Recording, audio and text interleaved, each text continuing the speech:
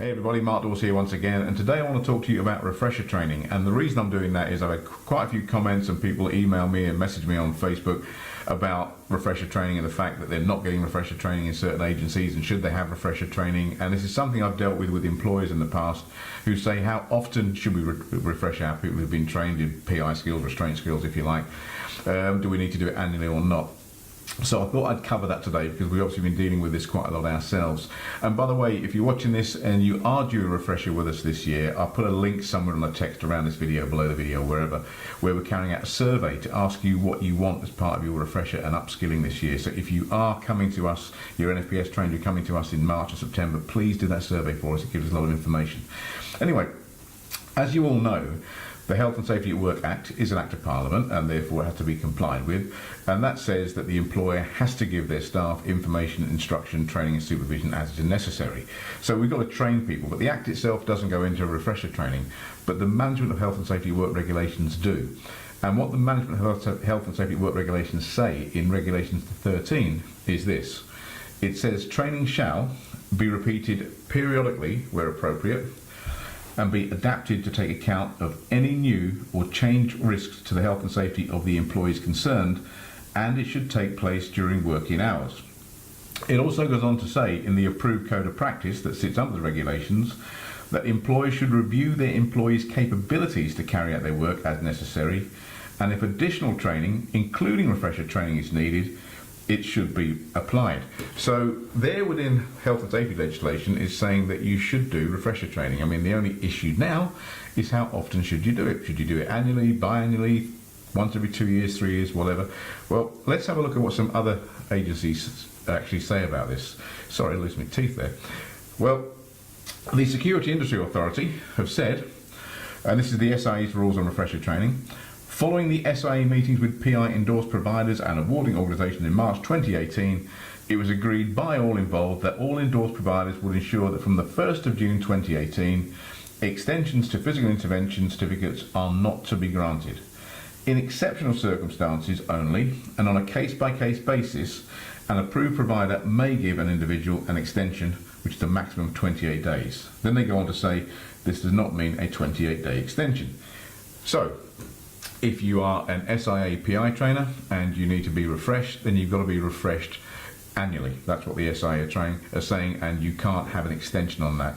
Having said that, if there are reasonable adjustments need to be made, we have to take into consideration all of those issues there, and in exceptional circumstances we can grant up to 28 days, but it doesn't mean we can just give you 28 days. That's their rules. Now, the Department of Health, if you're in the healthcare world, they have their own guidance on this. And the Department of Health Positive and Proactive Care document, which was issued in April 2014, says that the precise nature and extent of restrictive intervention techniques, as well as the frequency of refresher training, will depend upon the characteristics of the people who may require a physical intervention, the behaviours they present, the settings in which they are cared for, and the responsibilities of individual members of staff. As a minimum, staff should receive annual refresher training or professional development in accordance with Skills for Care and Skills for Health recommendations. And Skills for Health say this: proposed refresher period update refresher training for employees should be prioritised based upon risk assessment. Organisational implication: each healthcare organisation will need to determine the required refresher training periods, ensuring that any agreed training schedule is incorporated into their local policy. And refresher training will be indicated for all staff if there is a change in national legislation, healthcare policy, or an organisation has amended its policy locally. So basically what we're looking at here is anytime something changes in legislation, in guidance, in best practice, then we need to update staff. Now that doesn't mean they have to actually formally attend a refresher per se. That could be done by other means like online stuff, CPD events, literature given out, information, instruction given to them, correct supervision, debriefing. All those things come into play. It doesn't mean you have to attend a specific course. But it's important that obviously people are assessed, and that's where the need to attend certain aspects, particularly for the physical aspect, come in, because you can't assess someone's physical skills online necessarily. Now we also have this new Act of Parliament come in, which is the Mental Health Unit's Use of Force Act. And this is in force now, although we are still waiting guidance from the Secretary of State for Health. And in Part 5 of this Act, it says training in appropriate use of force. And it says the responsible person for each mental health unit must provide training for staff that relates to the use of force by staff who work in that unit. And then 5 says refresher training must be provided at regular intervals whilst a person is a member of staff. And then in 5 it says in subsection 5, refresher training means training that updates or supplements the training provided under subsection 1. So this Mental Health Units Use of Force Act is actually now again reinforcing the need to actually refresh staff, particularly in PI skills, or PMBA as you call it in healthcare, or MBA, because it's important, because physical skills are a degradable skill and over time they will degrade. So it's important that that capability, going back to regulation 13 if you like, a person's capability is regularly assessed so they are competent to the required level to do what they need to do, because therefore by using the skills they reduce the risk. Now interestingly, some years ago, Her Majesty's Inspector of Constabulary brought out this issue about training, and they said this. It was in a subheading called "How important is it to refresh?" And Her Majesty's Inspector of Constabulary highlighted the importance of refresher training in a report on officer safety training in 1997. In the report, Officer Safety, Minimising the Risk of Violence, it states, there are implications for forces and officers where refresher training is not undertaken within the set time limits, or where it is inadequately administered. An officer whose time limit has expired may not only breach force instructions, but could also be liable for civil negligence.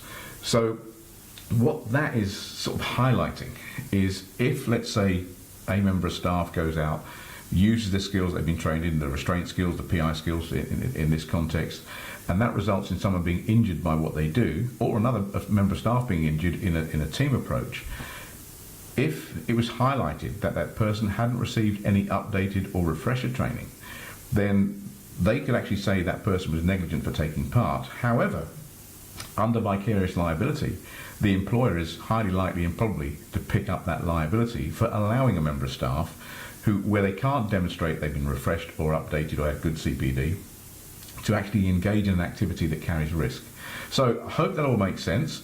Again, for those of you that are coming to refresh with us in March or in September, I put a survey link underneath here because we're really interested in your feedback as to what we can put in this year's refresher to help you update your CPD and help you refresh and become more competent. So give us some information about what you'd like, and we'll incorporate that in there. And if you haven't trained with us and you with another provider, but you're looking for some CPD, then by all means get in touch. We can help you with that too. And this goes back to what I said in another video. It's not gang warfare here. We're here providing a service. We provide qualifications, we provide training, and we provide continuing professional development. So if you with whoever, if you're with the police, the prison service, another organisation, and you want to do some training with us, you'll always be made welcome, because it's good to continually update your CPD. Okay, that's all for now. If you'd like to leave a comment below, please do so. If you found this useful, please share it, and if you have any questions whatsoever, get in touch. Thanks for watching, and I'll be back soon.